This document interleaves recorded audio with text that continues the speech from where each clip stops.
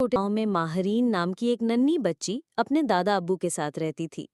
माहरीन बहुत प्यारी, नरमी से बोलने वाली और प्रकृति से प्यार करने वाली बच्ची थी।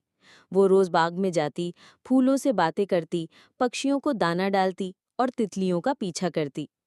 एक दिन माहरीन ने दादा अब्बू से पूछा, दादा अब्बू, क्या फूल भी खुश होते हैं?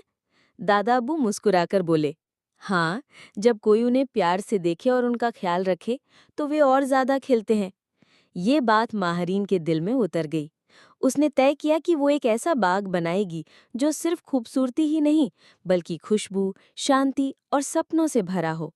वो रोज जाकर पुराने सूखे कोने में मिट्टी खोदती, बीज बोती, पानी देती, तितलियों के लिए छोटे प्याले रखती और एक छोटा सा फव्वारा भी लगाया। वक्त गुजरता गया और धीरे धीरे वहां एक खूबसूरत बाग बन गया। रंग बिरंगे फूल, मीठे गीत गाते पक्षी, खुशबू बिखेरती हवा, सब कुछ जादू जैसा लगने लगा। एक दिन गांव के बच्चे उस बाग में आए और हैरानी से देखने लगे। ये तो सपनों जैसा है, एक बच्ची ने कहा। माहरीन मुस्कुराकर बोली, ये ख्वाबों का बाग है जो सिर्फ प्यार और सब्र से बनता है। अब वो बाग गांव का सबसे सुंदर स्थान बन चुका था, जहां सभी बच्चे खेलते, हंसते और सपने देखते।